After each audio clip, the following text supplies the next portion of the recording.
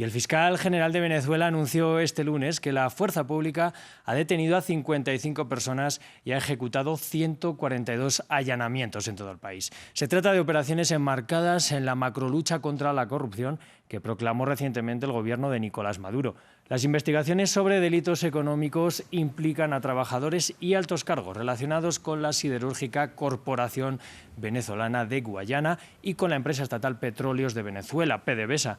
Personas y negocios que orbitaban en torno a la figura de Tarek El Aissami, un hombre clave del chavismo y exministro de Petróleo. El pasado mes de marzo, al estrecharse el cerco judicial hacia su entorno, renunció al cargo. Desde entonces se encuentra en paradero desconocido. Para analizar la situación contamos con Mercedes de Freitas, directora ejecutiva de Transparencia Venezuela. Señora Freitas, bienvenida a France 24. Le pido antes que nada empezar con un poco de contexto. ¿De qué tratan exactamente estas investigaciones masivas?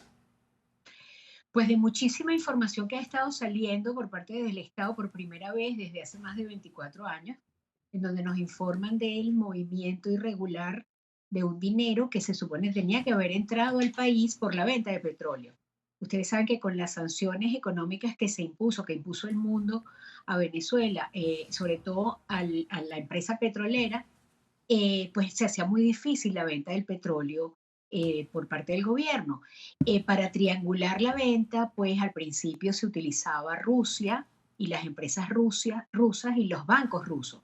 Pero con la invasión a Ucrania se dificultó todo esto. El gobierno empezó a utilizar a cualquier persona, digo cualquiera como una exageración por supuesto, que tuviera capacidad o prometiera que puede vender el petróleo de Venezuela y de esa manera salieron muchos barcos, tanques para la venta. Sin embargo, ese petróleo al parecer no se estaba cobrando. Lo que nos parece insólito es que la información que ha salido es que esta situación es desde el 2020, es decir, vamos para 2 años y medio, y los montos que el país ha dejado de recibir, bueno, pues son inciertos. Hay gente que dice que son 3.000 millones y hay Sí. una información de Reuters que habla hasta de 21.000 millones de dólares.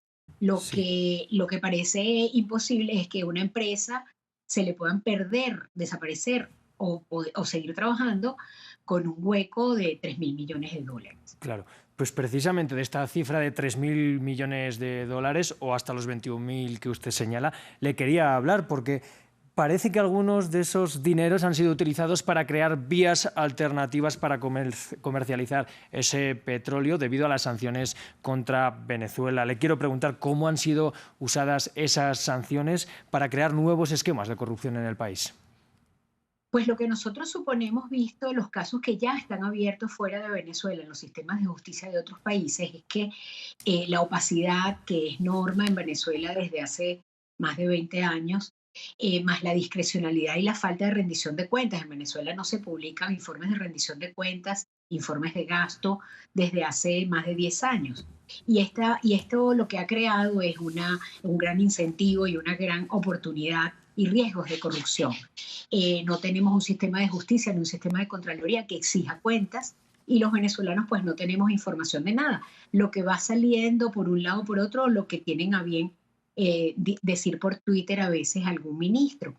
Lo que ha estado pasando es que se ha cobrado, se ha vendido el petróleo con grandes descuentos, pero por supuesto muchas de esas oportunidades ha requerido que estos operadores de la venta también utilicen el dinero para cobrar sobornos o para extorsionar o para hacerse de grandes sumas de dinero por el tránsito poco formal y oscuro que tiene que ser la venta de petróleo en el país. Esto ha generado entonces que unos pocos, muy cercanos al Estado venezolano, muy cercanos al gobierno, tengan la posibilidad de vender el petróleo venezolano. Lo que nos dice ahora, por primera vez desde hace muchísimos años, que se empieza a investigar esta gran corrupción, el fiscal actual de la República Venezolana lo que nos dice es que la gran responsabilidad de todo lo tiene un grupo que al parecer está todo relacionado, como bien decía la introducción de esta nota, con el expresidente y exministro Tarek El Aissami. No sabemos exactamente si las investigaciones se van a quedar solamente en ese ámbito de las personas relacionadas con Tarek El Aissami o si por fin en Venezuela se van a abrir las investigaciones a toda la gran red de corrupción que domina y controla el Estado y que para que tengan un dato, ya hay 146 investigaciones abiertas en los sistemas de justicia de 26 países. Sin embargo, en Venezuela solo se está investigando esta trama. Y hablando de el Aissami, ahora mismo está en paradero desconocido. ¿Usted cree que podría llegar a ser juzgado? Bueno, la verdad es que somos muy incrédulos en Venezuela porque después de tantos años necesitamos como muchas más pruebas para poder generar confianza en que lo que nos están diciendo va a ocurrir. Además que hay signos que no nos gustan. Por ejemplo, la empresa petrolera sigue sin presentar información real. El gobierno venezolano no ha presentado cuentas sobre sus ingresos ni sobre sus egresos, como le digo, desde hace muchísimos años. Y una práctica usada en el país con mucha regularidad y que es fatal en la lucha contra la corrupción es nombrar al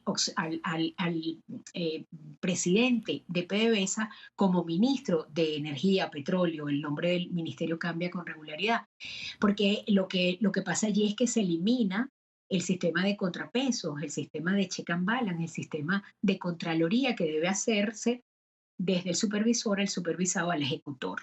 Esta práctica se vuelve a implementar ahora con el nombramiento a la salida de toda esta trama en la luz pública, el nombramiento del presidente actual de PDVSA, por cierto, tiene muy poco tiempo, tiene unos meses, como ministro en sustitución de Tarek El Aissami. Esta práctica no nos da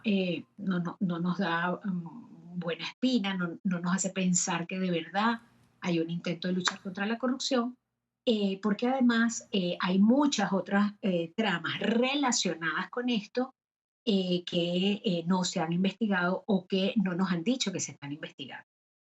Señora de Freitas, le quiero hacer una pregunta ya muy brevemente, y es que algunas voces críticas califican esta operación como una lucha política oportunista. ¿Cree usted que es así?